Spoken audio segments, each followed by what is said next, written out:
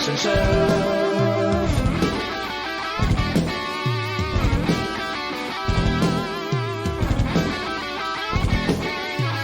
The Action Show.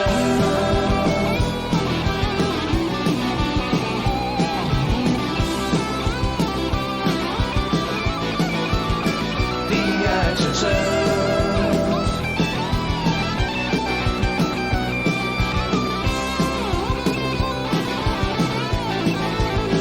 The Action Show.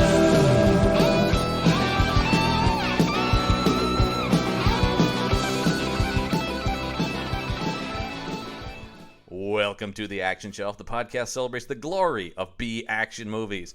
I'm John Campbell. As we've discussed, just go ahead.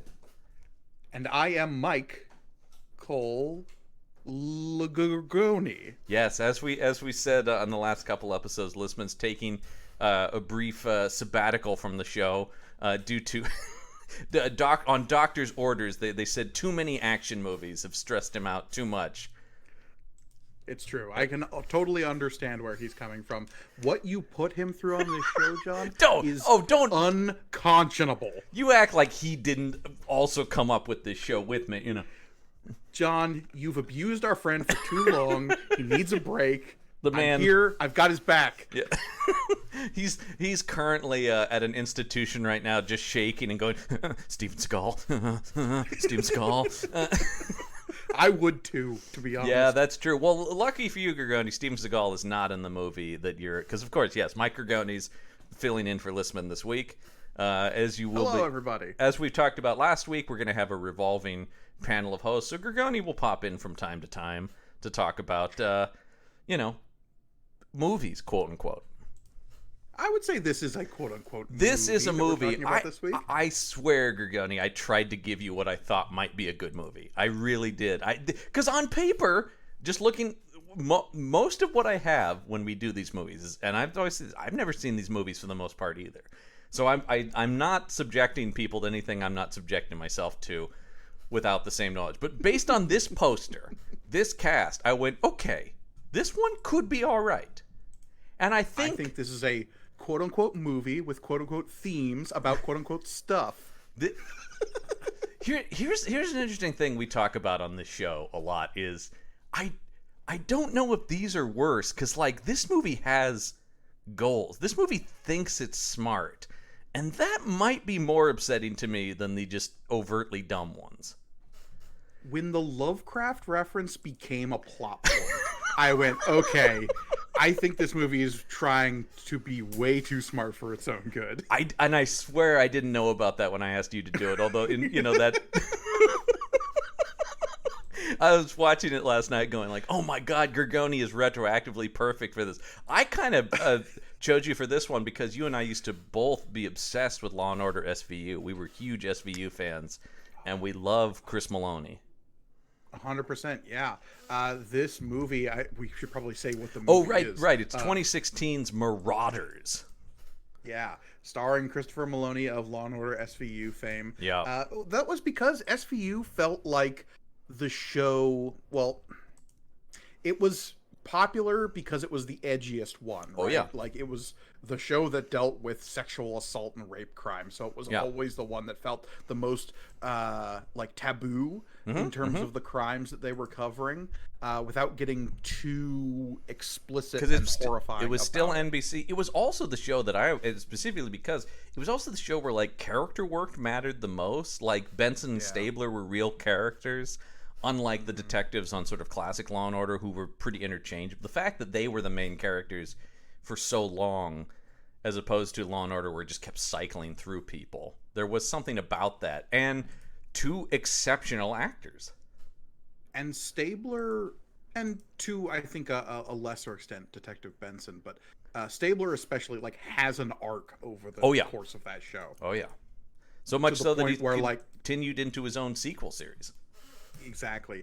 And this show, or this movie that we're talking about, like, weirdly feels like a crappy knockoff of a show that didn't exist when this movie was made. It very much felt like the director of this movie just went, could you be Stabler in this? Yeah.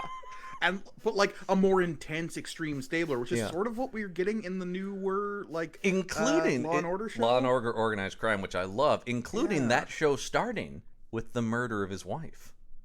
Yeah, yeah. and then Like- setting him off on like now he's more unhinged than ever. So yeah, I will say, don't watch this movie. Just watch Law and Order Organized Crime. It's much better.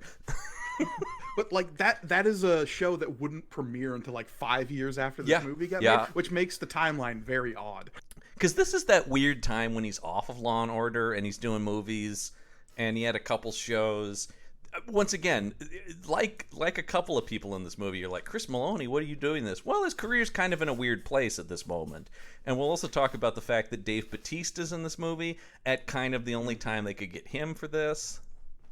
This movie is a very weird hinge point for I think all three of the big name actors who are in it. Absolutely. You mean the That's first three Bruce names on the Willis, poster? Christopher Meloni and Dave Bautista, yeah. And then right there, exactly where he should be, Adrian Grenier. This is the second Adrian Grenier movie we've done on the show. We also did Arsenal with him and Nicolas Cage, and his co-star in this, who's kind of the other lead, really, Jonathan Schaech, who plays Mims. He was also the co-star of Arsenal with Grenier and Nicolas Cage. So weird that they're like a duo now in action films, I guess. Jonathan Schaech is one of those guys who's like, I've seen him in 1,000 things as the scummy soldier or cop or sheriff or whatever. Yeah, well, he's one of those guys who kind of goes back and forth between shitty stuff like this and legitimate stuff. Oh, that's what I recognize him from specifically, is as Jonah Hex in Legends of Tomorrow. Yep. I actually really like him as Jonah Hex. I thought he was a great Jonah Hex. I always go back to the first thing I ever saw him in was That Thing You Do, the Tom Hanks movie, where he plays the scummy member of the band. He plays the douchebag lead singer in That Thing You Do, who is always upset that Tom Everett Scott has more talent than him. Yeah, he's just got like kind of a scumbag face. It's not his fault, but at least he's made a career out of it. Yeah, it's not an overt bad guy face, but it's kind of douchebag face. You know, you're just like, it's something about this guy. He's very handsome, but he's handsome in a way where you're like, I don't like this guy. Whereas Adrian Grenier, is that how you say his last name? Grenier? Grenier is correct, yeah. Like strikes me as like a guy who's a little too pretty to be in this sort of movie. And, agreed. Like, not pretty enough to be a like. Once again, pretty boy. They nailed it perfectly. Fake movie star in Entourage. That is a perfect Adrian Grenier use. Where it's like, yeah, this guy seems like a movie star in a fictional world.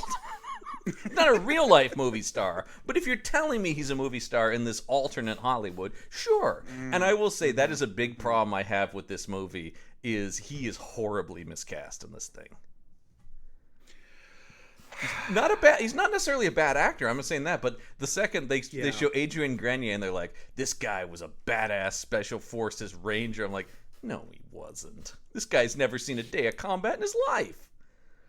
He does read as like the fresh-faced guy straight out of Quantico, which is what we initially are introduced to him and as. that I totally see, because that carries with it sort of a like besuited political appointee, you know. Maybe got the job because his daddy knows somebody, kind of a guy. Yeah, a Senate subcommittee approved his presence on an investigation. Right. Like his grandfather was a senator, and so the family name has some cachet. He went to law school and then ended up in the FBI. Like that seems like where this guy is coming from. Forensic accounting expert. But the second they're like, he's the greatest sniper and and just like, no, he's not. Not with that face. He actually was better used in the other movie we did, Arsenal, where he was the innocent brother to scumbag criminal Jonathan Schaech, who was used as, believe it or not, a scumbag in a movie, but one with a heart of gold. Kind of like this movie. All right, let's talk about this movie, because this movie is very much trying to be in the realm of of kinds of movies I love, which is stuff like Heat or The Town or one of my favorites, Den of Thieves with Gerard Butler.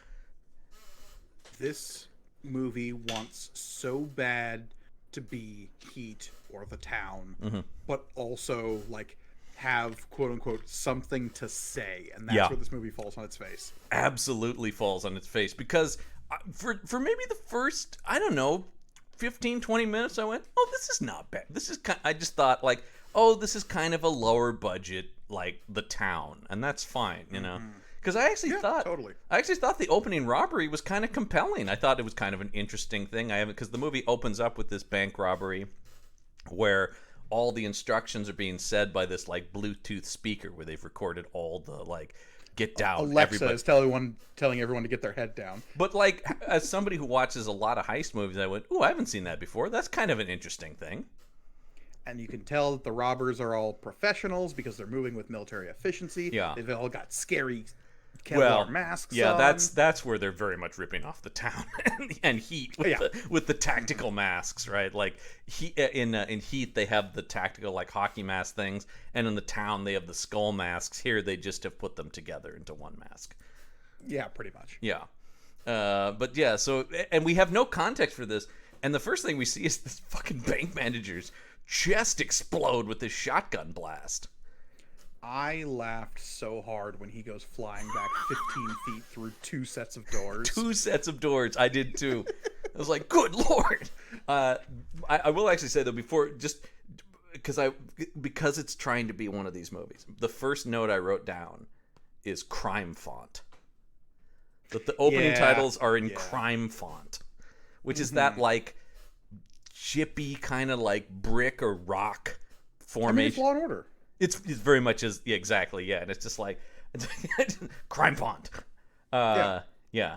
It's cops. It's Law and Order. It's like you've seen it. Yeah. Just sort of just like, and you're in a crime, and that's kind of the thing about this movie, right? Is it's a crime movie inspired by other crime movies, which is of course all movies are inspired by. That's not necessarily, feel free to reference movies. I'm not getting on the movie for that, but it has nothing more than just going like, yeah, we're doing this kind of movie. And I will say this is the third film we've covered on this podcast from director Stephen C. Miller. And I think after 3 movies, I think I might be done with Stephen C. Miller movies. He also did the aforementioned Arsenal with Jonathan Schaech, and he took the two of the leads of this and made another movie. And he also did 2019's Line of Duty, which is another super generic cop movie with Aaron Eckhart that we covered on here. That also was not done Extraction. No, not that one. We have not done Extraction. No, not that one. No, we haven't. That's another Gina Carano movie. Who we've covered a few of her movies, and also has Bruce Willis in it. I mean, Bruce Willis is in this movie. I think my biggest issue here, of course, we have the context of Bruce Willis, the sort of last chunk of Bruce Willis's career. And still he made so many movies that even though he has actually stopped making movies, there are still like 6 Bruce Willis movies left to release because he made that many in that short a period of time. Right. And this is right at the point where I think like this 2014, 2016 is like right on the point where he just starts doing everything. Well, where his policy, we've talked about, his policy became he worked for $1 million a day. And if you paid him $1 million a day, he would be in anything. And you can shoot as many scenes with him as you want in a day. But it's another $1 million if you go to a second day. And this movie really screams of clearly all of his scenes were shot in a day. I was tracking how many different sets he was in just to, like, with that in mind in terms of just like, okay, how much of this did they get? 3? Is he on 3 sets? Well, it's really telling. It's 3 total. Yeah, there's his office, the bank floor, and then the restaurant in Mexico at the end. Yeah. And it's. I'm guessing they had him for 2 days. Yeah, I think that's true. But what I found very interesting is like, even when he's in like the bank floor and the restaurant at the end where there are other characters around, you never see him if he's not talking to some. You know what I mean? Like, there's no sense of him being in the scene with the other people who aren't directly speaking to him. Yeah, and it's pretty telling that, like, the movie cuts around him in some weird ways in terms of just, like, you never get a lot of wide shots with Bruce Willis. No, because we know focused and tight. one of the things they do on a lot of these, and it's not as egregious here as I've seen in some of them, is they will only shoot as close-ups and then use a body double for other stuff. I didn't notice some of the movies we've seen where it's like, clearly that's a body double. Like, for long stretches of the movie. To keep his character around. Here in the movie, they just kind of do the other thing a lot of these do, which is let's try to isolate him somewhere. A lot of the Bruce Willis movies we've covered, he's usually kidnapped. He's like the hero's mentor figure, and he's been taken somewhere so they can just cut to him in one place. And I thought for a while that was all this movie was going to do when he was just in his office for these. Because this bank robbery happens, and the first person we cut to is Bruce Willis, who's the CEO of this bank. He owns this. I will say, this movie is kind of hard to follow. I mean, it's not, because it's stupid, but there's a lot of intricacy.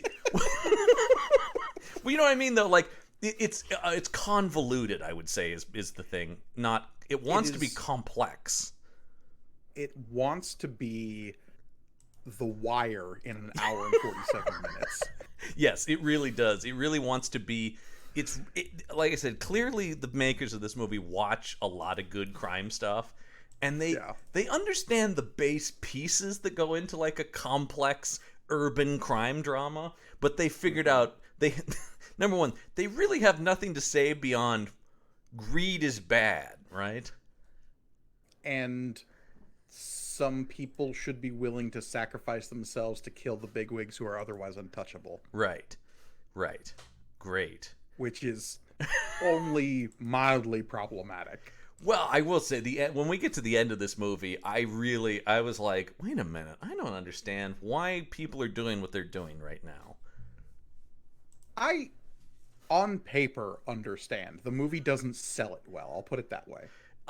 Yes, I think that, and that's kind of the whole thing, right? Is like, that's what I'm talking about. When the movie isn't complex, I understand what's happening, but it is convoluted. Because it thinks it's being very clever and very smart and very important, it ends up being very, like, muddy and like, you go, like, by the end of it, you're like, oh yeah, I guess that technically adds up, but my God, what a complex way to get there. I kept expecting to cut to J.K. Simmons and somebody asking him, so what did we learn? Yeah. It has that. It's the gobbledygook, convoluted plot of Burn After Reading if it wasn't commenting on the silliness of it. Yeah, exactly. Yeah. If it instead was commenting like, maybe we should kill bank owners. I think that's what this movie's trying to say. I think so. Yeah. I mean, yeah. It's definitely a like eat the rich narrative kind of thing, right? It is. But it's also like a good man must destroy himself to accomplish these things. Yeah, that's where it gets. It's troubling to me. That's where it gets, because you're like, okay, evil CEOs doing shady things with politicians and using that's like everything I watch. That's like every season of 24, you'd follow the terrorist plot up to the rich white guy who was the bad guy, sure. Right? Like sometimes it's the president. Like right, exactly. And that, that's classic thing, because it's always just, I mean, it's the classic thing of this goes all the way to the top, right? But yeah, the weird morality of this film's, and I'm going to really put this in quotes, heroes? I don't, I mean, well, I was going to say... Christopher Meloni is unambiguously the protagonist of this film. Yes. Yeah. And we're supposed to think he's playing by his own set of rules for the right reasons. Or by the end, he learns that he should play by his own set of rules for the right reasons, right? Kind of, isn't that sort of what the lesson he learns is? I mean, his whole thing is he does it all by the book because he thinks that if he ever crosses that line, he becomes... like the people he's trying to stop, because in this film he is a special investigator for the FBI. He's for federal crimes in Cincinnati, right? He's a SAC, an SAC, a special agent in charge of specifically the financial crimes division in Cincinnati. I did think it's really bizarre. This movie is set in Cincinnati and they shot there, which sure, because I'm sure it costs nothing to shoot there, but usually you don't also set the movie in but whatever, I mean, I'll give it that. It's not LA, sure. New York, or Miami like every other crime movie, so. Yeah, no, I found the setting at the very least novel. Yeah, sure. And I mean, and they're trying to do this very noirish. It's raining. It's dark. Always raining. It's always raining, and it's always movie raining. You know what I mean? Like, it's always so dramatic, the rain. When the bank manager opens the door at the start of this movie trying to let the woman out, and the water is literally like pissing sideways into the door, I'm like, guys, angle the rain machine so it's not pointed at the door. That's the thing is you can feel every moment that the rain machine is on. It doesn't seem like it's raining. Oh, and this movie loves to do slow motion rain hitting the barrel of a gun or something like that. They are in love with that shit. If they can rack a shotgun in the rain, they will take to do that. The shotgun racking in this movie always makes me laugh. I love, like, there's the scene where they do the big drug bust, and the cop racks his shotgun at a guy, and I'm going, wait a minute, he didn't already have a shell in the chamber when they came? That's just bad.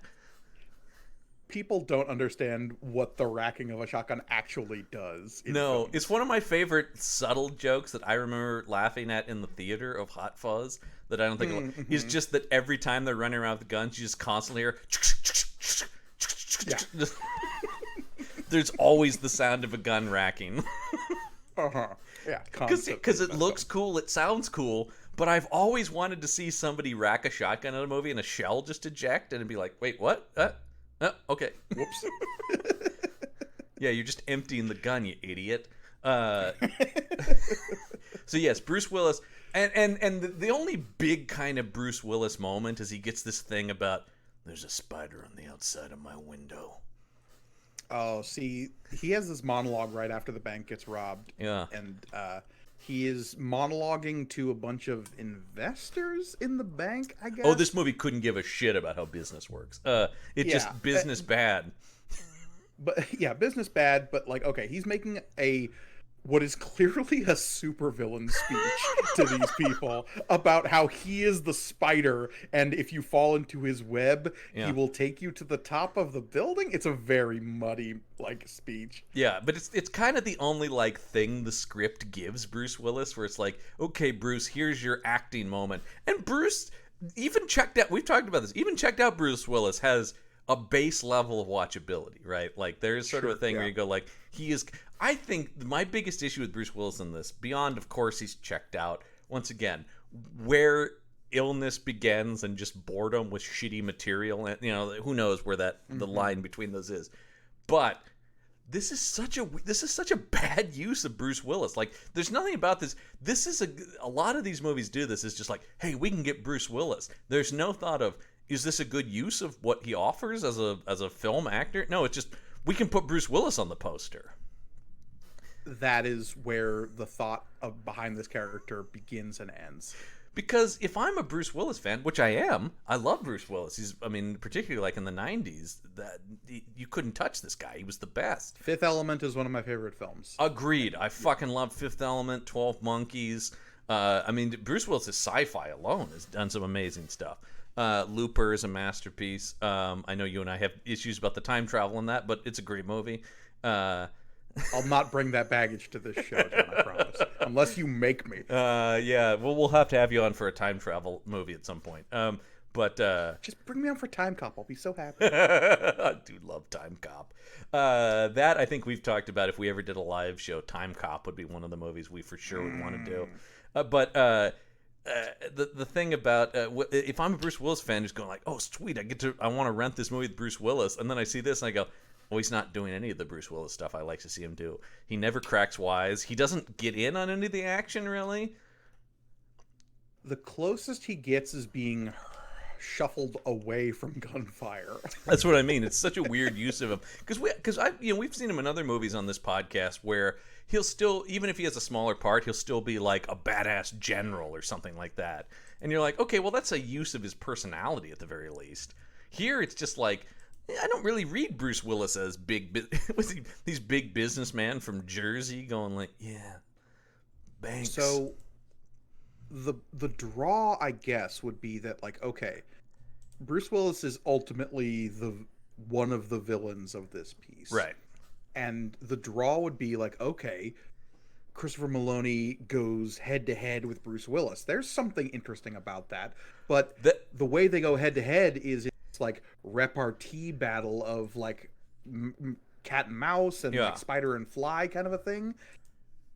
And that's not a good use of Bruce Willis. It's really not, because they have the two scenes together, which just being a fan of both of these guys is like, oh cool, Chris Meloni and Bruce Willis are in a scene together, and then you're like, just kind of boring generic dialogue between them though, and neither one of them seems. I mean, Chris Meloni is doing just fine in this movie, but there's still a sense of like, yeah, I'm gonna give it 2/3 speed on this thing. He is Stabler with a couple more fucks thrown in. That is what is happening. In a couple more fucks. This movie loves the word fuck. This movie has one of the things I hate in these crime movies, where it's like, well, it's like a Scorsese movie. People are saying fuck, but sometimes people are just saying fuck for no reason in this. Fucking motherfucker, you gotta fucking. It's just Meloni specifically, yeah. I would love to go back and count how many times he says motherfucker in this, because they throw. It's like they wrote a dialogue. They're like, it's not impactful enough. Maybe you should add a motherfucker to the end of that sentence. Could we not throw a shit or a son of a bitch in there somewhere? Because the amount of times, particularly in scenes with Jonathan Schaech, because there's this whole thing in the movie where he's the local police officer who Chris Meloni hates because he's fucking up his case, and he's always just like, don't touch my evidence, motherfucker. What the fuck are you doing, motherfucker? He specifically hates him because the local detective guy, played by Schaech, Mims is the character, gave false testimony in the case against the crime lord who killed Maloney's character's wife, who was very convoluted. This was the thing that I thought, this is much more convoluted than the actual robbery part of it. I did think, like, this is like one detail too many in the script, right? Where you're like, so Maloney's wife was an undercover agent inside of a drug organization. Cartel. It's very vague. The movie doesn't care. And I think the guy who killed his wife's name is Vasquez, so I assume it's some kind of. Might as well be Mendoza, like. Yeah, might as well. Whatever. It's such a non-entity in this movie. It's so, because there's even the scene when he goes to see him in prison. That was totally unnecessary. It amounts to nothing. It amounts to boy, you talk about it, because this thing does make the key action shelf sin of being over 90 minutes long. And it does not need to be. When I hit the 50-minute mark, I pause the movie, be like, "Oh, that can't be that much more of this movie. 50 more minutes, that can't be right." Come on, man. Yeah, once again, sometimes I normally cut stuff off, but this one I'm like, well, this cast is pretty good. All right, I'll let it slide. It's not the most painful watch of action shelf movies, but don't take it on. I'll say this much about, like, for an action movie, there's a whole action sequence in this movie that I could straight up excise and lose nothing. And that's the shootout between the shootout flashback. We have an action scene in flashback in this film. Of course we do. Yeah, it's totally unnecessary. Well, because once again, let's just piece together what. This is something we do on the show sometimes. Let's piece together what's happening. All right, let's not go through the plot but okay. So the whole movie hinges on this military operation from years ago, right? So if I'm to understand the plot of this movie, and I had to write this down because I was like, okay, I need to lay out like in cue cards. No, I went on the Wikipedia and read the plot description to get the details exactly going. Like, okay. Right, okay. So he's the brother of. Okay. There was a military unit in the distant past that contained a bunch of the villains we see slowly getting killed off. What we realized, because the whole thing is these guys are robbing banks, but they're also murdering specific people. And saving others, yeah. And they're like, well, that seems interesting. Why are they're not just taking the money, they seem to actually be killing people, too. And it's all connected to this bank that Bruce Willis runs. Right. And Bruce Willis is also connected to this military platoon in the distant past. I don't think he wasn't technically on it. No, he was not. But he does employ basically, or has leverage on everyone else who was. Right. Now, there is a second military unit that contained Bruce Willis's character's son. No, his brother. his brother. Because that's the whole thing. But his brother, who's 20 years younger than him, which at that point just goes, why not just make it? But the whole thing is about, it's just because there's even that line when they look at the photos side by side and they go, wow, these two are a lot different in age, even though they're brothers. And look, you can have siblings that are that far apart. My dad and his brother are like nearly 2 decades apart. Sure. Age. But I don't know what it does. It just makes the movie more confusing, is all I'm saying. Yeah. Well, it's because they cast Bruce Willis. Yeah. No, I think you're right in that I don't think in the original script the character was meant to be this old. No, absolutely not. He's meant to be like a slimy bank CEO, like a Wall Street guy, right? That's it exactly. And you feel like a guy Bruce Willis's age in this position would probably already be retired. Yeah, absolutely.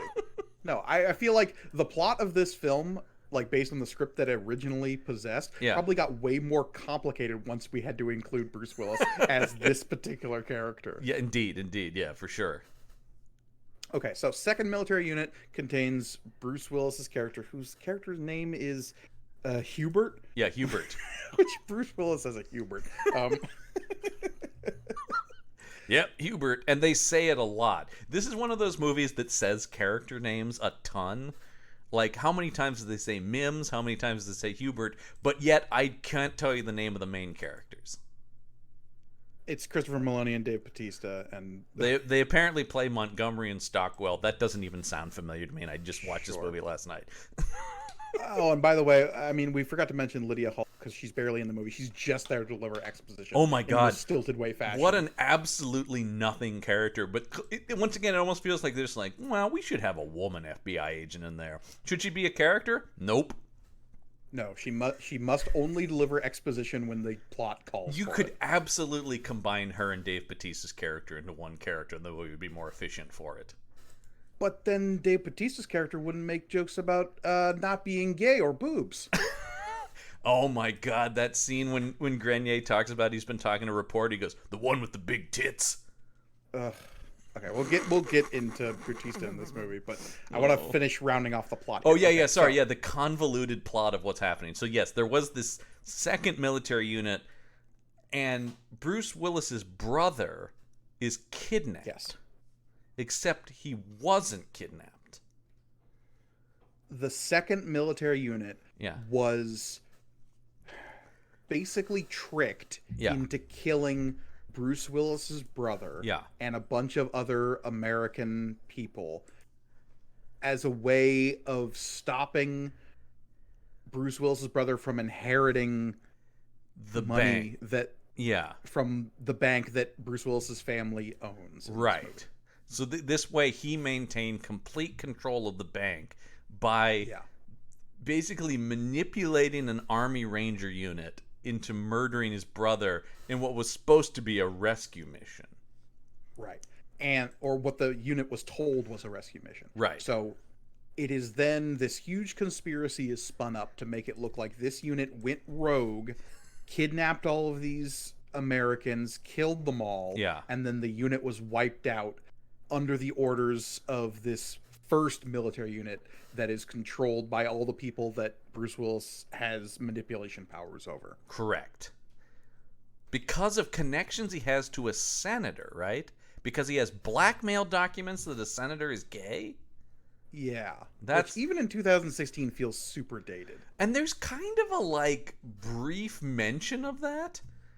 Like, Bautista goes like, so he's gay, who cares? And Maloney's like, perceptions. There is even some, modern political takes in this movie, because it's clearly, being released right before the 2016 elections, when a certain Cheeto was elected into office. So there is all these, hand-wavy moments of just, well, we want to be about all these political issues, but we're not trying to be too political about it, so it feels like such half measures all the time. It's that kind of thing where these movies want to have basically ethical arguments, but they're kind of touching on politics, but they want to be well, we're broader than left wing or right wing, but that means they end up saying nothing. Yeah, but they also know their audience is problematic divorced dads, and they're mostly Trump voters. So, Oh, 100%. This was exclusively rented by people who identify as Republicans. well, rented, sure. Yeah. Watched on Amazon Prime, who knows? Well, because, there's people like us. But the people who actually went to a Redbox and got this. Sure. Or owned sure. the DVD of it. I guess did this go straight to Redbox? Oh, absolutely. This never saw theaters for a single second. By the way, I do have the budget here, Gorgone. Listman's not here, but would you like to guess what this movie cost? It's a 2016 film. Okay, well, we know Bruce Willis is on set for 2 days, so that's at least $2 million. $2 million right there. You got to figure Meloni's getting a couple mil, right? Meloni's getting a couple mil. This is also post First Guardians. Yeah. Dave Bautista. Yeah. And again, I want to circle back to where Bautista is at. I think, as you say, post First Guardians is very key. Very he doesn't key. that first one doesn't make him a movie star out the gate. I think there's some pretty good car work in this movie. I think the violence is okay, but like honestly, there's not a lot of effects in this movie outside of gunfire and some squib work. Yeah, I actually think the action is competent if uninteresting. Would be my exactly. There's one big gaffe that I really enjoyed during the bank assault when they go after Bruce Willis the first time. Yeah, that I want to point out. Well, that's the point where they try to that's where they try to be there. That's their big set piece, and that's the worst part. I'm gonna go with 25 million. Ooh, okay. 15. 15. Okay. Yeah. Gave him too much credit. Yeah. I don't know. I figured those rain machines cost a lot. They're just dumping water. Oh, everywhere. they knew a guy. They probably knew a guy. Okay. Yeah, I got a rain machine. I wouldn't be surprised if it hadn't been cleaned and everybody just got poison rained on them, though. So okay, back to the plot. Yep. So that's not the whole plot. The conspiracy is then woven. Yes. Years, decades. I have no idea how long ago. This time never makes that clear. Time is pretty unclear in this film. What we find out is that there was one survivor of that ranger group that was tricked into killing all the Americans. Seemingly, on paper, they're all dead, right? Yes. Specifically, T.J. Jackson, name they will say 1,000 times in this movie. I know. T.J. Jackson, played by a guy we've seen in other action show movies because Listman and I are obsessed with this guy's real name, which is Texas Battle. That's a good name, Texas Battle. The man's name is Texas Battle. And I think we did look it up, and that is his actual legal name. Good for him. Yeah. So anyway, Texas Battle plays T.J. Jack, and the whole one of the big running clues throughout the movie, which by the way, it takes them way too long to put this conspiracy together. Mm-hmm. Like when they actually figure out what's going on, and then they go like, wait a minute, we found out that all the people who have been killed were in an army unit together. I'm like, that's it? You took half the movie to put that together? Like, that connection is not that hard to figure out. The mislead in this movie is that it's the robbers are making it look like this is all connected to T.J. Jackson in some They keep finding his fingerprint, a dead man's fingerprint at every scene. What? That's impossible. He died. Spoiler alert, he's not dead. Yeah. Because what we find I out put is that together Adrian pretty quick. Grenier's character, Wells, who is the fresh-faced police detective or FBI agent on this case. Yeah. Brand new to the unit. Was one of the guys who was being told to kill the Army Ranger unit that went quote-unquote rogue. Correct. And he decided not to go through with it. Right. And saved T.J. Jackson's life. Yes, exactly. And so now he is got... So is he the one who came up with this scheme for all the bank robbing? Because T.J. Jackson's not actually involved in any of it. I think so. Yes, I think it's meant to be that he's the person behind all this.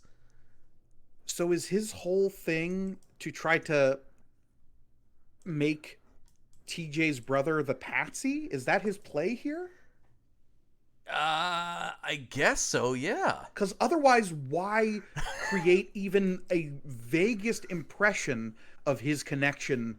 Like, why include the whole TJ Jackson mislead at all? That just seems like something to give him away. No, that's the thing that doesn't add up to me. I can kind of follow where it's like, okay, we're going to do this elaborate series of bank heists to get back at the people responsible for framing my unit and stuff like that, right? Like, okay, I can kind of follow that as base level, crime plot. But yeah, the TJ Jackson of it all, and then him being alive but not involved. What is that about? I don't follow. It's one of those things you see a lot in. It happens a lot in action movies. It happens a lot in like action series as well. It's just like, oh well, we finally confronted them, and like an elaborate series of clues that we've led you to this place, and it's like, but why? Yeah, you could have just not given them any clues. Yeah, I don't quite understand that. Well, because you get the big one when they Bruce Willis' chief of security, they stab him in the rain, of course, and then they drop a bullet next to an unfired bullet. They drop next to him, and that bullet has Jackson's fingerprint on it, right? How did they get Jackson's fingerprint if he's not involved? Yeah, that's the biggest thing I don't understand. And then why are they framing the brother? Well, because the brother, James Jackson, is another character in this film who is TJ Jackson's brother. Yeah. And James Jackson is like a drug dealer and a thug. Who is the enemy of Jonathan Scheck's Mims. Because we're introduced to Mims doing a big drug bust. Yeah. But also stealing money? But he's doing that drug bust because they found Jackson's fingerprint at the first robbery. And that's because Meloni's very upset. There's a lot of scenes where Meloni's like, you motherfucker, you shouldn't have done that without talking to me. You busted this guy based on my evidence. You don't get to do stuff. There's a lot of that. Hope you love that, there's folks. A lot of business with that because Mims is the dirty cop who's like stealing evidence from the scene and making sure that none of the money at these drug busts is being found after the fact. Right, but how much is he in on it because he doesn't know that Grenier is behind it, or does he? No, he doesn't. Mims isn't in on this. Mims has his own plot in this movie that is unconnected to anything else happening. He's just a crooked cop, but for the right reasons, because his wife is dying of cancer, man. And it's implied that he's stealing all of the money from these crime scenes so that he can pay for his wife's cancer treatment, I guess. But also because these guys are supposedly good robbers, though they're murdering people. They are giving away all the money they stole to charity. So there's two separate plots where people are stealing money for quote-unquote good reasons. There's way too many. Could you excise Mims entirely from this movie? Yes. Yeah, and it would make the movie less complicated. Because when his reveal at the end of the movie is showed up, I was really going, I'm sorry, what, is he connected to this? And then, like you're saying, not really. Kind of tangentially, and more by circumstance, he ends up connected to it. As the plot of this film got more and more complex, and the web that we've just described like slowly reveals itself over the course of this movie, I kept expecting by the end of this movie to be in a situation where it's like, okay, everyone has their own motivations. The clear theme of this film is that like there are no quote unquote good guys. Right. Everyone's got some dark edge that because the whole thing with Meloni, right, as we've talked about, is Meloni's this guy who wants to play by the book. But the whole argument at the end of the movie is like, but the book is rigged, man. All the rules are stacked so that the rich guys just get richer, which is, once again, classic crime movie stuff where it's just like, the bad guys are always going to get away with it because the system. I mean, dude, that's the plot of Dirty Harry, right? Like, I mean, that's always the thing. But it's this idea that he's at the center of all this, trying to be the good man who stands alone, right? Mm-hmm. Even though I would also argue that Dave Bautista's also pretty chill in this movie. He doesn't he's crass, but he's not a bad guy. Actually, Dave Bautista might be the most morally like straight up character in the film, right? Like, he seems to just be an FBI agent who does his job. And legitimately cares for his friend in Chris Meloni. Like, he'll join him at the bar and commiserate with him and ask him if he's doing okay. That might be the best scene in the movie because it's the only thing approaching. It's two good actors doing what's approaching real human emotion. And it has one of the only lines I like when he talks about, like, ever since my wife was murdered, and Batista is like, do you want to talk about it? Meloni goes, I just did. That's pretty good. That is right before, of course, this movie goes to rip off Lethal Weapon by having him almost shoot himself because of his dead wife. Yeah, the whole, I mean, and that's why I was expecting, like I was saying at the end of this movie, like, okay, if this is the whole, like, no one's a good guy, I expect everyone to be dead by the end of this movie. And, like, a series of complicated events in which they all end up killing each other. That would be like how Tarantino would write it. Certainly, that would be the thing where it's like, this whole, like, all this leads to is violence on top of violence. And the movie should have, this movie should be vaguer in its morality, right? If it's actually trying to say this stuff, you should be asked to make up your own mind about what happened or what's justified. I know that you and I both love, but is also like 1,000 times crazier than this film, is Smokin' Aces. Yes, that sort of has that same mentality though. It absolutely, and the end of Smokin' Aces fucking rules, and really gets into this through the character of Ryan Reynolds in that.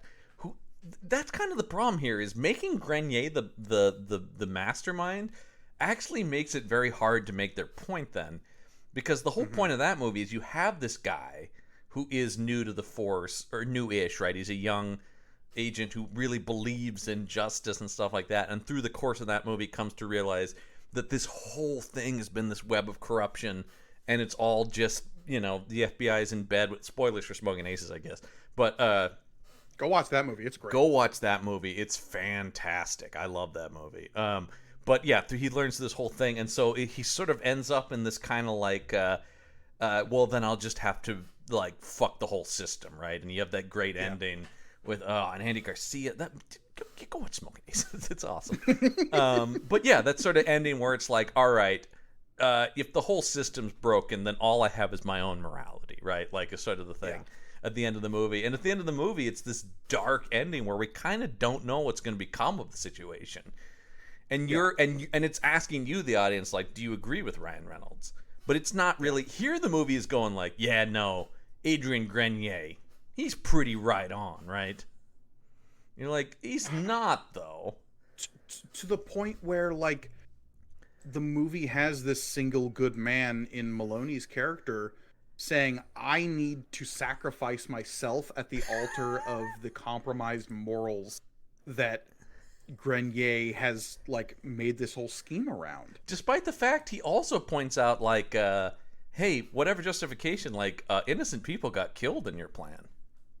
Yeah. Because at a certain point, like, we do see there is the one of the bank shootouts, they're all the same basically. But when they start executing people, I think 3 of them happen on the screen in the movie. But there's a certain point where you see, before you know it's Grenier, you see the leader of the thieves going like, "No, wait, don't kill that guy." And so it's like, because a better movie would also do that, where like he's realizing this is getting out of hand, and he's wrestling with like what started as a morally justified thing is getting complicated, and we're losing sight of what this is. And am I contributing more crime? There is an interesting movie, and there are plenty of movies that touch on this kind of stuff. I mean, you go watch Dog Day Afternoon also, which is another movie about a guy who was robbing a bank for seemingly good reasons, and it gets out of control. No, it plays to this whole film's issue of having ultimately, like, a nothing burger of a statement. Right. In terms of, like, okay, there's a sandwich of themes, quote unquote, and this movie's about stuff, but at the end of the film it doesn't actually say anything, and it's pretty vacant in terms of like the message it's trying to convey. But it's doing this thing that we've seen a lot of action shelf movies that do this, where it's still acting like it said something, so it's almost going like, right, you guys, and I'm going, no, you didn't do anything actually. You didn't say anything. You just. But it's so proud of itself, which pisses me off. Like I said, the movies like this piss me off more than the ones that are just dumb. Because at least the dumb ones that like end on a freeze frame and the movie just like ran out of film and we like fade to black as Jean-Claude Van Damme into the distance. Yeah. Like at least it knew how dumb it probably was. Look, we're just looking to kick people. That's what we're doing. Just a couple weeks ago on the show, we did a movie called Excessive Force, which is about a cop who is the only morally right person in his department and everybody else is crooked, and the movie has nothing really to say beyond you just need to kick the bad guys in the face sometimes. And that movie was so much more fun than this. It was so stupid. Yeah.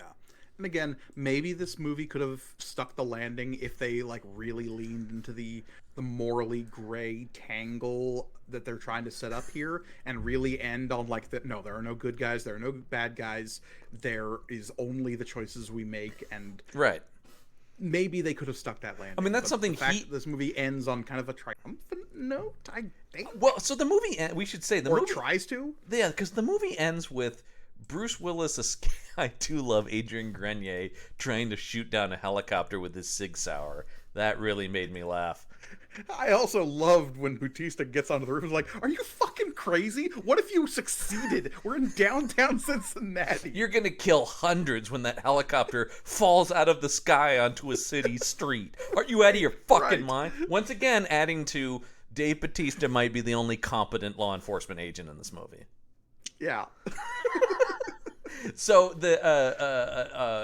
but the movie ends with Bruce Willis having escaped on the helicopter to Mexico, of course, and we go to what is definitely just a Mexican restaurant in Cincinnati, right, where they filmed it. Yeah, it's an outdoor patio. It's a patio restaurant. Like, streamers up in. Yeah. They put some streamers up, and they have a mariachi band playing in the corner, which I love. That's how you can tell. What I love is at a certain point, because they have the mariachi band playing, then at a certain point you don't hear the music and people are talking, but if you look in the background they're still playing, but it's not even like muted, it's just silent for them, which is so weird.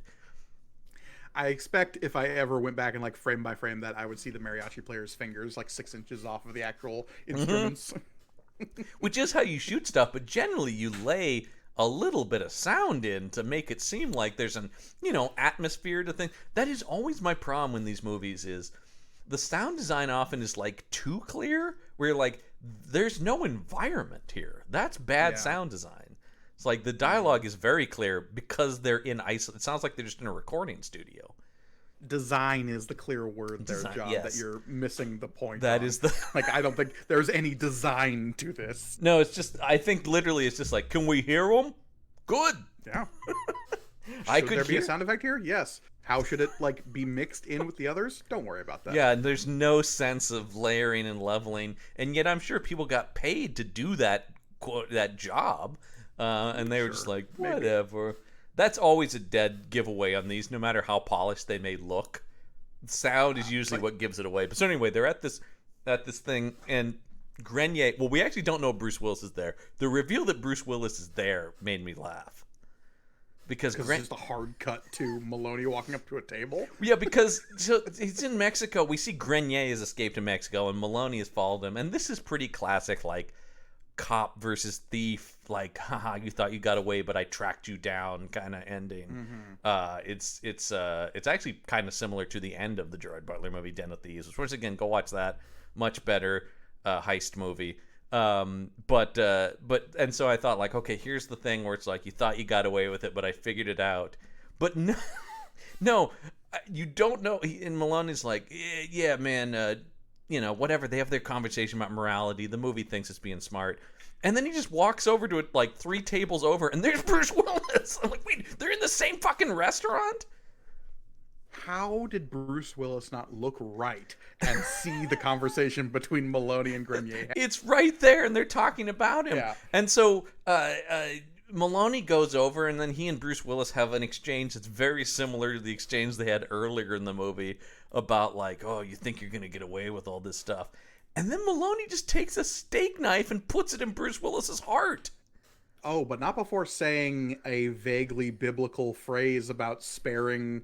I will go to hell so you can go to heaven. Yeah. Like What was that about? Once again, what I don't know what this movie is trying to say about the morality, but it is like even though fucking Grenier's hands are filthy at this point. The idea that he's like, I'm gonna spare you this murder because my morality is already, I'm basically a dead man, right? It was a. Okay. I have the exact dialogue here. He asks him, "Do you believe in God?" And then he says, I do, but I don't think he would approve. Does it matter? You're not going to heaven. I'll go to hell so someone else can go to heaven. But Adrian Grenier is already responsible for so much chaos and murder. Yes. It is trying to make this statement about compromised morality. And the movie like feels like it has this punctuation of like, yeah, see, when you think about it for 2 seconds, it doesn't make any goddamn sense because everyone's morality in this film is compromised. That's the thing. Except for Christopher Meloni until this moment. I know. That's what I'm saying is I understand why this movie is doing it, but I don't buy that he would just murder Bruce Willis. They don't make me believe that switch in him because I don't think they've done a good enough job of making Grenier this righteous hero that's supposed to be like, now I see how this all is through your actions. In the conversation just before he kills Bruce Willis, he even Grenier says like, it was getting out of hand. I couldn't get a handle on it anymore. Right. But I've got to finish this by killing Bruce Willis. Like, right. That's how this ends. Because his whole thing is basically just like, if I kill Bruce Willis, that will justify all my actions, right? Then like justice will have been served, even if there were, the movie should end based on the pieces here with Meloni stopping Grenier from killing Bruce Willis and Meloni arresting Bruce Willis. I think. I guess the implication or something to that effect because they don't. But once again, I understand the movie's trying to say the system's broken. There is no justice to be found with this guy. But then I just don't. It doesn't. The moral conversation between Meloni and Grenier just doesn't work. The more satisfying ending, I think, is the like, I am not going to kill you, but I don't have to save you moment. Yeah. But I don't know how you concoct that here, but I think that's where we can walk away from like, okay, Meloni is basically responsible for his death, but he didn't outright stab him with a steak knife. Yeah, I mean, maybe it should just be as simple as he just lets Grenier kill him. Yeah, but at the same time, there's this like sense of betrayal because something that we haven't really emphasized is the fact that throughout this movie, the fact that Grenier is behind everything is this big like plot twist. That is you can kind of see from a mile away when you think about it for 10 seconds. As soon as they set him up as being a former Army Ranger, and then they're talking about all this is connected to Army Rangers, I'm going like, well, so Grenier is involved in some capacity, if not the mastermind. He's in on this in some way, and they so badly want to make us believe Sheck is the mastermind, but that doesn't make any sense. No, and again, he's basically in his own movie once you figure out that he has his own plot going on, and the only reason he's tied into any of this is because there's money to be had. And that's the problem with that character, right? Is that he's the red herring for the mastermind, but once he's actually not involved, then he has no reason to be in the story. Like he and his cadre of crooked cops are set up to take the fall for all of this. Yeah, and Adrian Grenier killing him is an interesting point in the movie too. How many head/throat shots are there in this film? A lot. Everyone in this movie is an impeccable marksman. Oh, absolutely. Yeah. Everyone. It is all. Yeah. If anyone is killed, it is always a perfect single kill shot. Right. Except for the shotgun blast at like the very beginning. Yeah. Whenever someone is flown 15 feet backwards because of a shotgun blast, they're hit somewhere vaguely in the chest. Really, that's how people die from shotgun blasts, always. It's not the actual shotgun blast. It is the force of being hurled through the air at something, right? I see. Yes, I am aware that action movies have really misportrayed how somebody with a shot... I've heard many people state, of course, people do not fly back all the way through the air after getting hit by a shotgun. You're saying a slug impact doesn't send you like horizontally off of your feet backwards at the velocity of like a cannonball? But it's so exciting when it happens. And that's fine. Once again, in movies that aren't trying to be this grounded, in like a Lethal Weapon movie, go for it. Because that takes place in crazy super cop world. You know, like that's the thing. And I love crazy super cop movies. But this wants to be something, you know, when Michael Mann writes Heat, that was due to 20 years of riding along with cops and talking to criminals in prison. And here's a movie going like, we can just make one of those, right? It's like, no, you can't.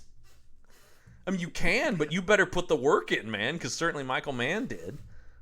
Right. Again, I'm struck by this is trying to be The Wire or The Shield in an hour and a half. And all of those things we're talking about, The Wire, once again, is like, yeah, David Simon embedded himself with the homicide unit of the Baltimore Police Department. The co-creator was a multi-decade veteran of the police force. Like, usually the things that have impact are written by people who really know what's going on, and it's compelling because you're like, oh shit, this is what really happened. Or you can make a crazy action movie that has no bearing on reality. This movie kind of wants to have it both ways. Yeah, and that's part of the reason why it stumbles. Yeah. I do want to talk about Dave Bautista, the other good man in this movie. Well, and the thing that we keep mentioning him, but we've never said how he impacts the plot, and that's because he doesn't. No, he doesn't. And the thing that the reason that stands out is because he's such a good actor and such a big star, right? Dave Bautista is really one of the big actors in action and sort of genre films now. But he is now, and I think this is like the last time you were going to see him in a movie like this, though, because this comes out in 2016, and like we said, after the first Guardians of the Galaxy, but before Guardians of the Galaxy Volume 2, importantly, right, where I think he really stretches his legs as an actor. And then we get Blade Runner 2049 in that same year. He's amazing in Blade Runner 2049.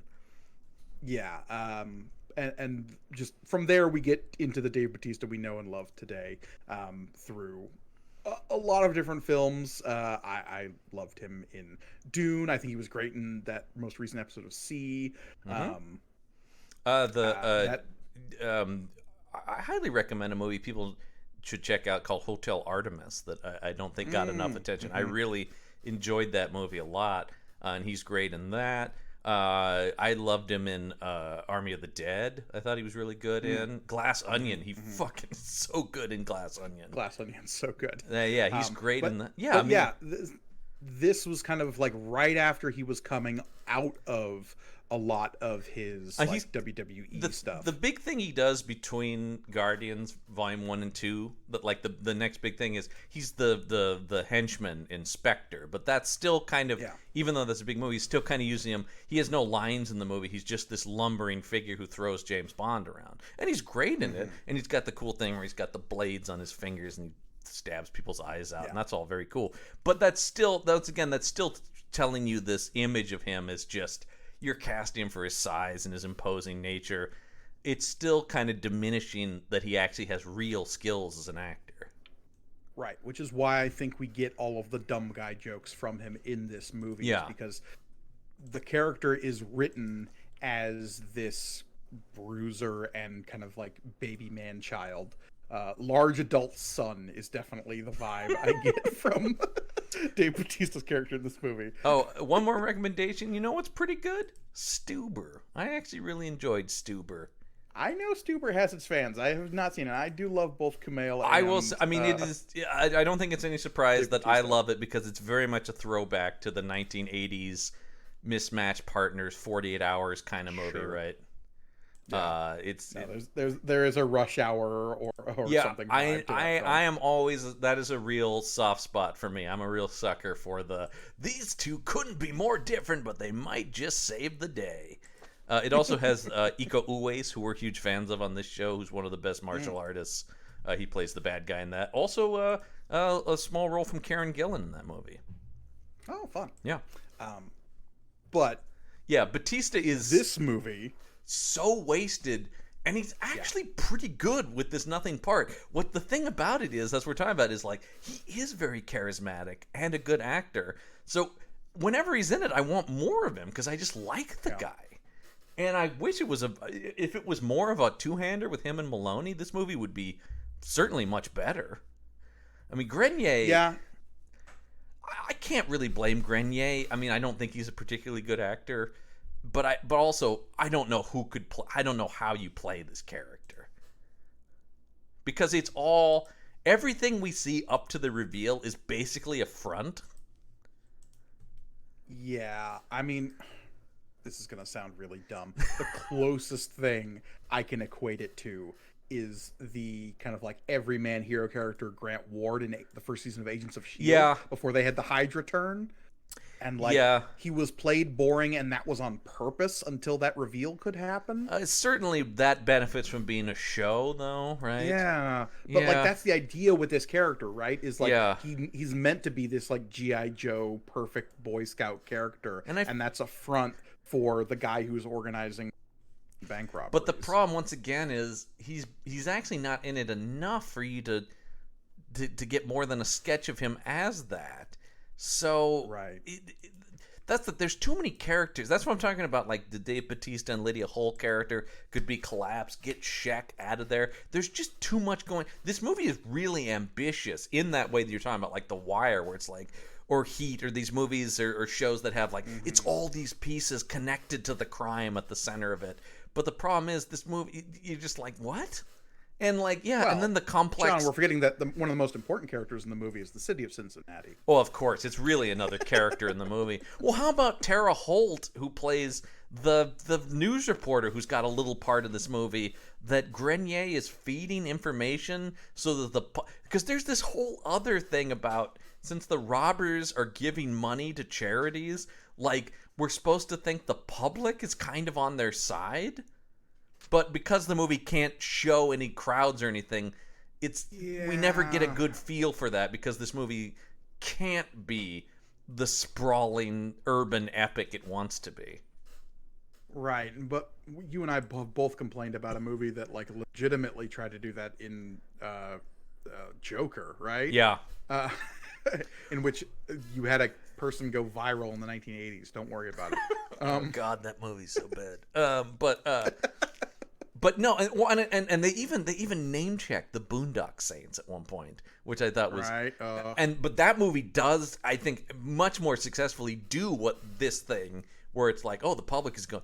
The thing I don't think the public would get behind, though, even if they were giving this money to charity, is they are murdering people. These robbers are straight up murderers, and while we know these bank employees are crooked, people wouldn't. And then at a certain point, as Chris Meloni points out, and as Adrian Grenier points out, innocent people are also just getting killed on the crossfire of this stuff. Right. Well, the innocent people don't start dying until the assault on Bruce Willis. Which is an insane sequence where you've got suddenly because up to this point in the movie, the robbers are just sort of doing standard movie bank robberies in their scary masks, busting through the doors, shooting into the ceiling, telling everybody to get down and open their cash registers. But at this point, all of a sudden, I guess because we're supposed to just accept this because they were like former special forces, whatever, they're like descending on ropes into the bank offices. It's so unnecessary. There's this whole setup to this sequence as Meloni is going to confront Bruce Willis, where like they've showing that this particular branch of the bank has beefed up securities. They've got metal detectors. They've got armed guards everywhere with AR-15s. They're never getting in here, man. They're never getting in. Except for the staircase that is just empty of people that well, and the robbers come in through. Also, did they know Chris Meloni was? They didn't know he was going to be there, because that really foils this. Yeah, absolutely. Is that, of course, all of this security is worthless and goes down instantly, and only Chris Meloni is getting shots in. And my favorite goof in this movie, I mentioned it earlier, is when they're coming up so they infiltrate this place via a staircase that is empty, and it's not like a stairwell. It is a vaulted staircase that leads up to the second level of this bank. Mm-hmm. And so when they descend on ropes, it's because they they got up to the second level via the staircase. Yeah. As they're coming up the stairs and they're doing like their tactical maneuvers, Yeah. where two of them like are flanking and move up and Well, tap these the guys are shoulders the of best of others. the best. Gorgone established, like any good action shelf movie, former special forces always. But through the bars of the like stair banister behind them as they're coming up the stairs, you see people standing in the background in security guard uniforms. Yep. It's like they didn't notice these four guys coming up the stairs. Oh, they were No? so nondescript in their Kevlar vests and scary masks. And then I thought the end of the Okay. scene It's was a scary mask Friday. the end of the scene is so stupid because Maloney's got his gun on one of the thieves, and one of the thieves has his gun on a teller or whatever, you know, one of the people in the front, and he just fucking lets him go because he's like, well, I guess we're at a standstill. You guys get out of here then. Well, he trades the life of he's captured the the lead thief, and one of the other thieves has got the bank teller, and they're in like the standoff mode. And they're like, okay, I'll let mine go, you let yours go, we'll both walk away from this. Yeah. And I think he's just trying to stop more people from dying at that point. Which is suspected, honestly. that's fine. I guess the idea though that this much gunfire and stuff, you're telling me there aren't units already in response outside? Oh, and like what happened to the other like dozen security guards we saw in this building? They just evaporated. That's what I mean. It's just like the fact that they just cleanly get away and they're gone. There's no even like, hey, they took off this way. Let's go pursue them. Let's get air support in here or something to track them down. It's just like, well, all right. Well, I guess we're at an impasse. You guys go ahead and get out of here and disappear. That makes no sense to me. I believe that like Grenier's like letting them get away more capably because he can mislead other agents. Yeah, the movie doesn't do a good job of making that clear that that's happening though. No, the few times they do make it clear is when how do you say his last name? Jonathan Sheck. Yeah. His He's been in like, enough. legitimately I was gonna say he's been in enough action shelf movies that we have learned how to pronounce his name. Okay. Yeah. Sorry. It's just there's a lot of C's and H's. It's one of those complicated on paper, but it's just pronounced Sheck. Okay. But he like purposefully misleads people about like certain robbers getting away because he's hoping to steal their money. Because other times they just vanish. Because we're following him being crooked, but he's all just a red herring. Except for the thing is, he's a red herring for this crime, but he is committing other crimes. Correct. And we're meant to care about those because he's compromised himself to such a point in the name of this, on paper, noble goal of paying for his wife's cancer treatment. But then by the end of the movie, he comes to believe that by corrupting himself, he is not the man worthy of his wife who he's trying to save. God, all of this stuff is so stupid. And again, it doesn't play into the main plot at all. And then he dies, so then I guess his wife presumably just dies of her cancer. Or maybe because the corruption of her husband is gone now, she can miraculously recover? We don't know. We never find out. That's the thing, is like they ask us to invest in this character and his whole dynamic, and then he's just so unceremoniously murdered at the end of it. Because he's the one that goes to Meloni and gives up the other thieves once he realizes, I can't... Well, no, because... We forgot, too, the police catch on to the thieves and end up killing the guys who are with Sheck, right? Who did they corner and kill? That's what I'm trying... I was watching this movie. This happens sometimes with action shelf movies where I'm like, this movie's stupid, and I think I'm a reasonably intelligent person, and I can't fucking follow it.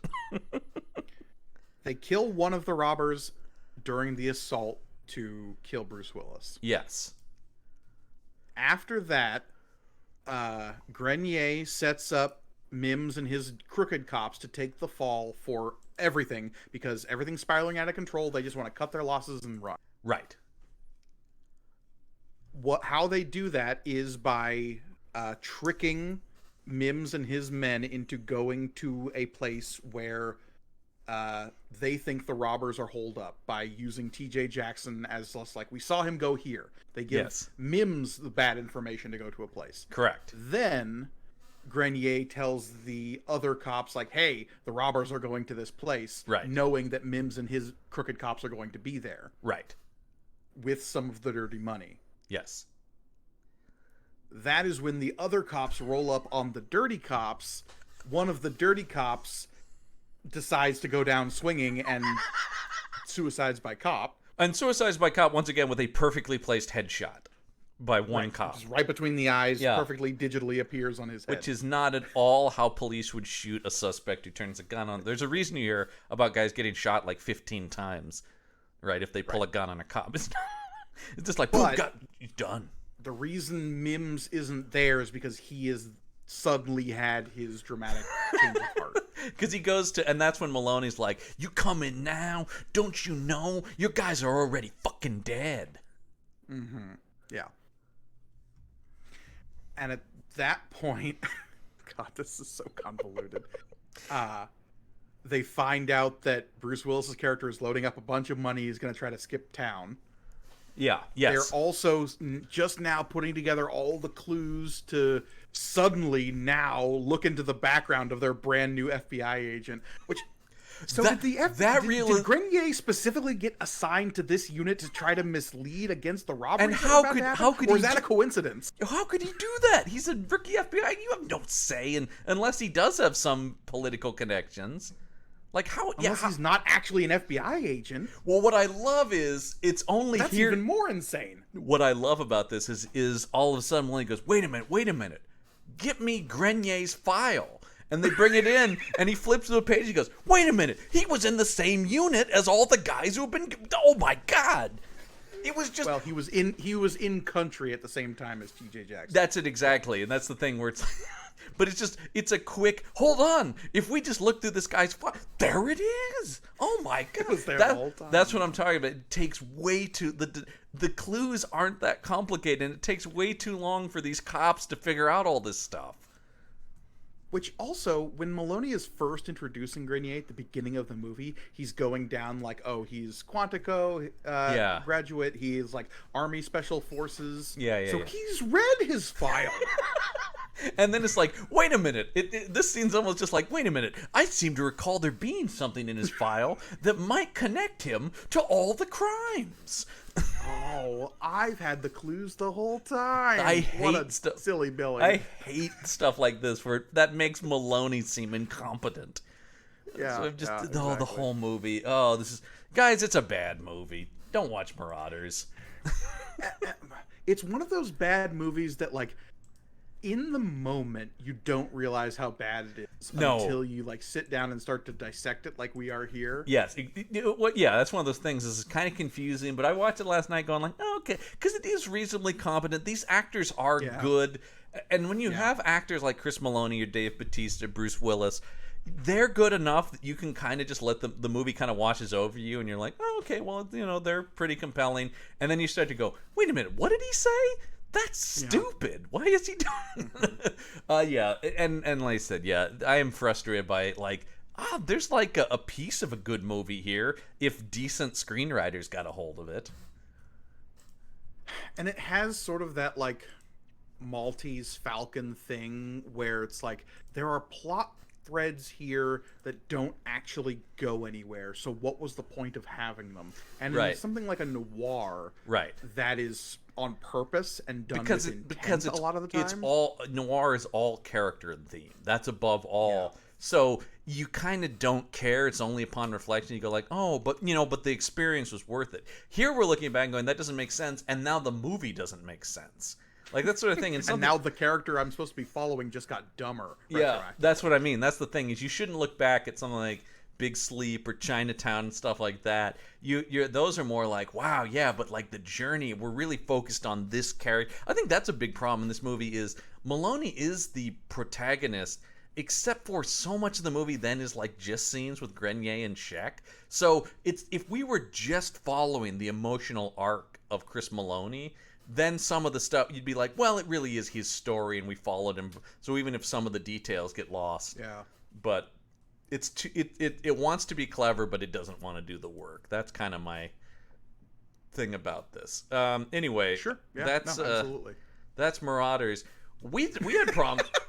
what a wet fart of an ending.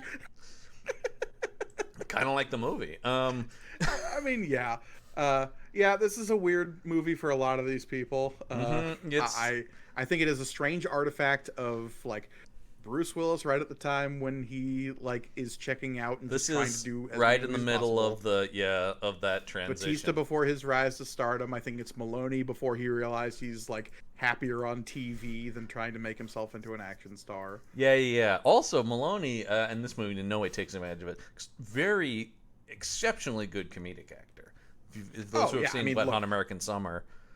Just the year before this movie comes out, we have the sequel to Wet Hot American Summer, that series. Yes. First Day of Camp, and he's great in that. He is great in that. Also, highly recommend the Wet Hot American Summer, but the lesser seen Wayne Showalter movie, They Came Together.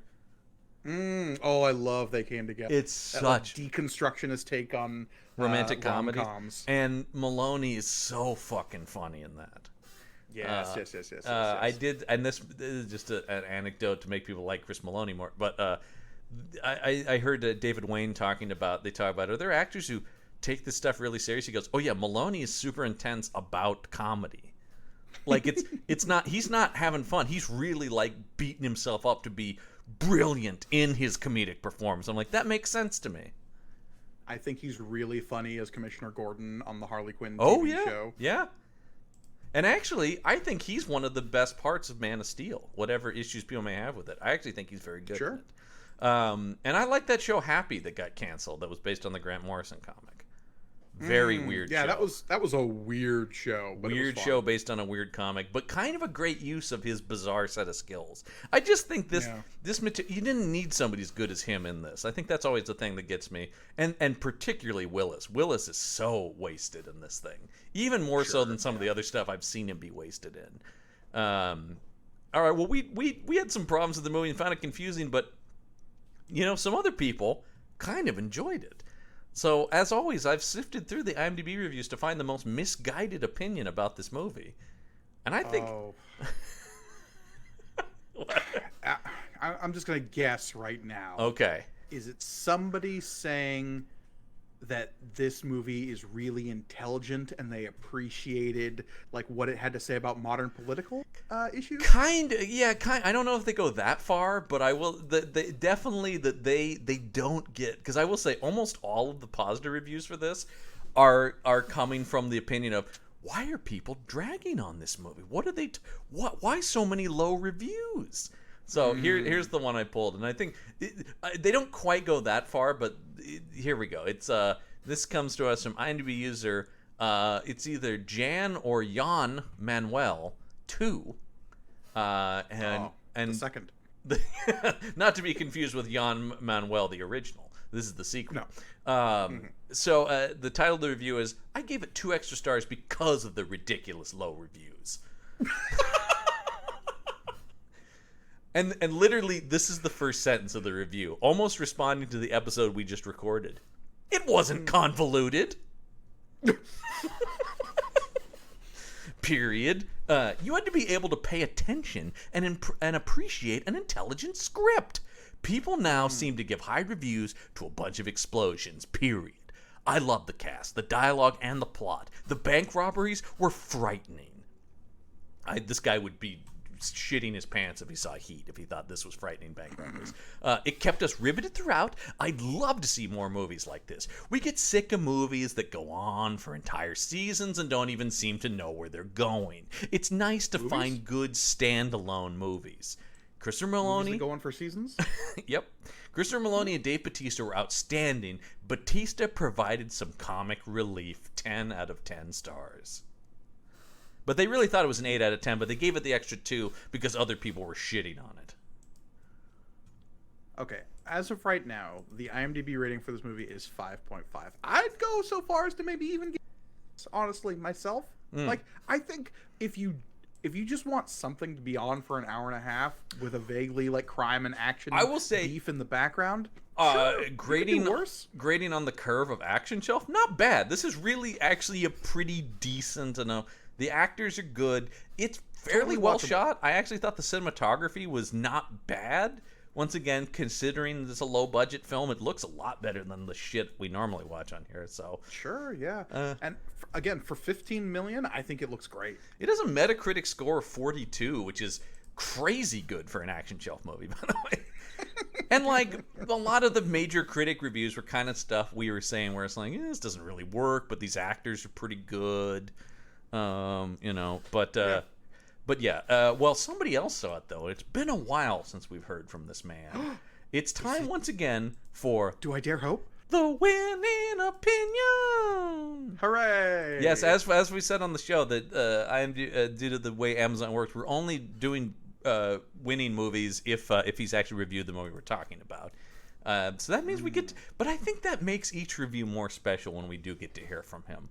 So Bruce, look, there's an arc to this show where at the beginning when we were first discovering Bruce winning, where there was a glut of winning opinions coming week to week, and now they're a little bit more refined, a little bit more special. Yes, indeed. So here's Bruce Winning's opinion of Marauders. He titles his review "Experienced Crime Drama Watchers Only." Oh. Yes, this is complicated. If you can't follow the plot, you can at least enjoy the action and violence. I like the shooting, as will you. This is what I like to see on my television.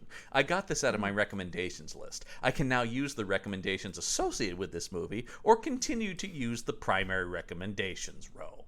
5 out of 5 That is stars. how recommendations work, Bruce, yeah. Yep. He can either watch more movies like this, or just look at his general recommendations. He just described how the algorithm works, Well, he didn't do what I always love when he thanks Amazon as if it's a person for telling him about the movie. Wow, Amazon, you really know what I like. Thanks, Amazon. Those are my favorite. Anyway, Bruce I like the loved violence, and so will you. Well, that is generally what he looks for. I still am shaken to my core by that review where he said he likes the movie that had creative ways to make people dead. That is one of the most disturbing things I've ever seen. We're all slightly concerned for Bruce, but at the same time, we are riveted. We cannot look away. No, he's like a car accident in that way. Well, Gorgone, what say you and I come up with our own convoluted bank robbery movie by that'll be our thing here for this by firing up the handy dandy action movie title generator and seeing if we so this is our complex web of crime robbery movie.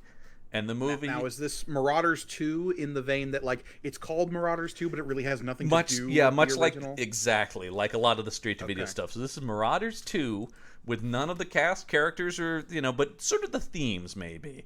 Maybe the masks make a return. Oh, there you go. Yes, that's it exactly. And the movie is called Creators with Sins. Creators with Sins. Wow.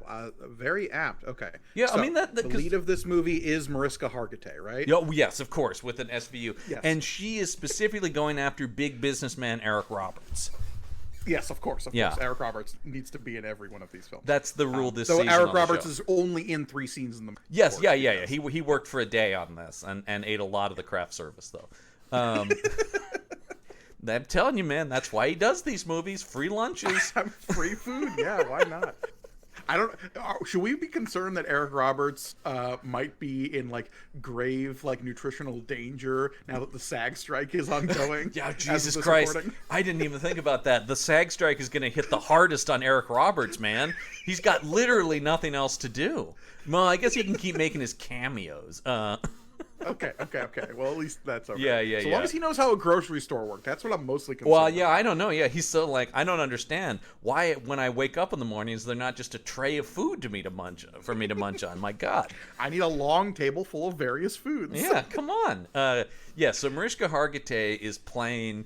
Is she an FBI agent in this as well? Some form of law enforcement? She's an FDA agent, just for a little bit of variety. She's an FDA agent. Okay. Well, there you go. So he's a crooked food manufacturer, right? Or drug manufacturer? Maybe drug man. That's very topical. Yeah, drugs are topical, and that gives you something to hence, say. That's the creator of this new medication. What the medication does and what it treats, never going to address that. No. People will just vaguely be sick. I think it's got to be a thing where they are sickening people to sell the cure, right? Yeah. That's a classic. So they both created the virus and the cure, but it's all vague. Sure. People. Yeah, In fact, every time we see people, there are different symptoms that maybe don't even add up. Coughing, general itching, maybe some sweats on certain people. That's about as far as people we will get. just vaguely be sick in this movie. On top of that, we have several FDA agents. Yeah. One is a very pretty, let's call him a Ryan Gosling type, who is there only to deliver exposition in a flat-toned voice. Yeah. That's your Kellen Lutz, who's in a lot of these movies. Let's go with him. He's boring and handsome. I think we also have Triple H here as there you go. A fun counterpoint to Mariska Hargitay. They've been partners for a while. They have a banter. Yes, absolutely. I can't imagine Triple H in any scene that involves banter. But here we are. Again, and yet here we are, exactly.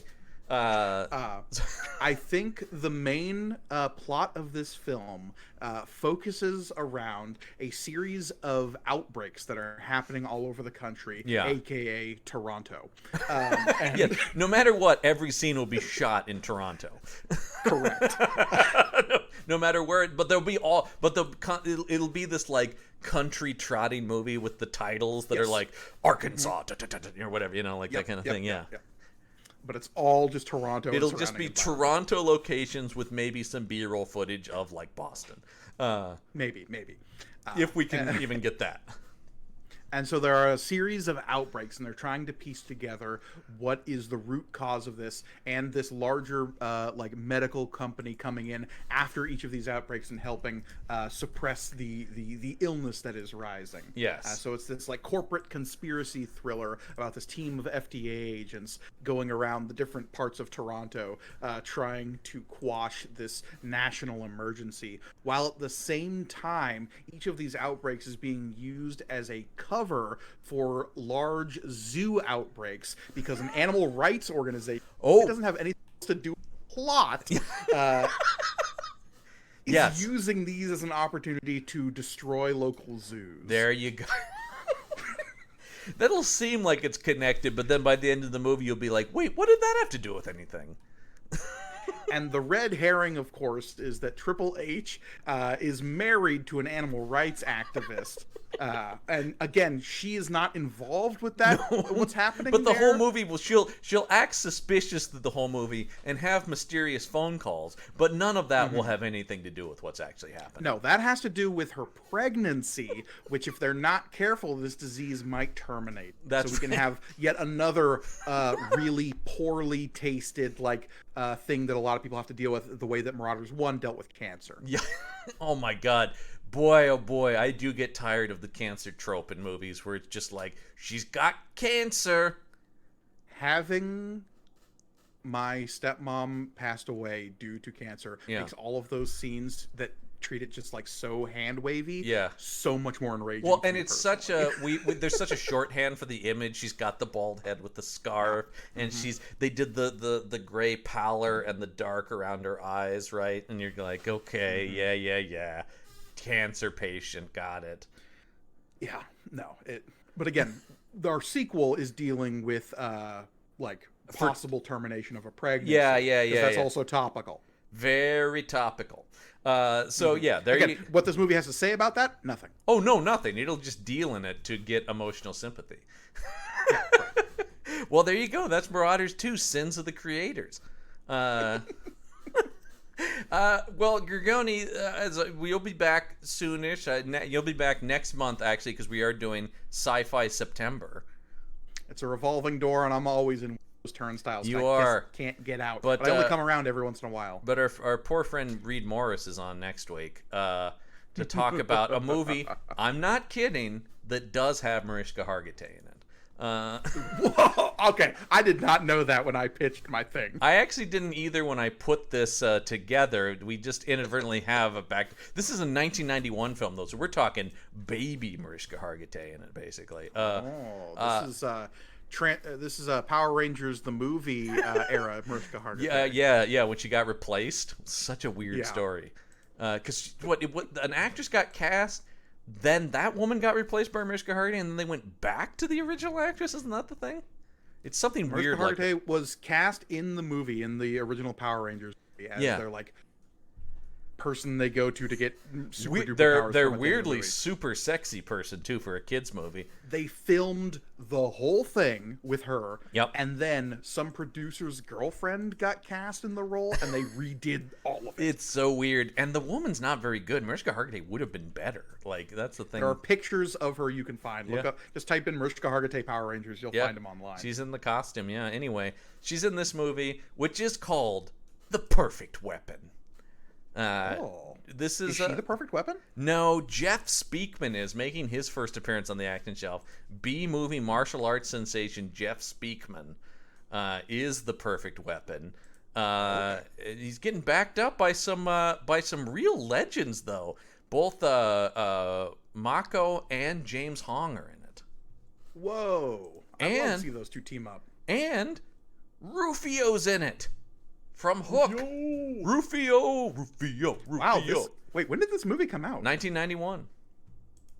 All three of those actors would eventually be in Avatar: The Last Airbender. Isn't that interesting? Interesting? That's so weird. Yeah. Maybe the creators of that show, huge fans of this movie. Who knows? I guess, maybe. Probably not. But as always, I will give you, Gorgone, you don't get to be on the episode, but I'll give you just a taste with this tagline. Yeah, give me the taste. Here you go. No gun. No knife. No equal. Jeff Speakman is this is one of those with two taglines on the poster. So that's above the title. Then it's Jeff Speakman is the perfect weapon. Just try him. Ooh. I don't want to just try him. He's the perfect weapon. And he is on the poster, and it's done. It's obfuscated with like blurs. He's got two like batons that he's spinning, and he's like, "Come and get me." So that's the perfect weapon. As I said, Reed Morris will be joining the show next week to talk about what I'm sure will be an absolute classic. But is getting back to more what I think of as a movie that seems to have no attempt to be important at all beyond just a dude kicking people. So we love to see it. You love to see it. I won't reveal what it is, but when you come back, you'll be talking about a much stupider movie than this. So good. I crave dumb action movies. Well, then this is the right show, right? But yeah, that's going to do it for this week's episode. Of course, you can listen to Michael Listman and myself. If you miss Listman, he is still on our Patreon show, which is called The Last to Be Curious, and we talk about good action movies over there.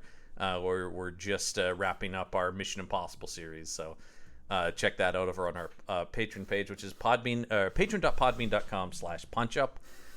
And you can also listen to exclusive content from Campbell and Jones Meet the Monsters, Gorgone, your show, Material Components. Oh yeah, I do that. That also, and a lot of our revolving guest hosts are on that show as well. So it's like we got a stable or something. Yeah, it is. So anyway, check that out. But that's going to do it for the Action Shelf this week. I'm John Campbell, and I, for now, am Mike Gorgone. Till next week. Get yourself some action. The Action Shelf.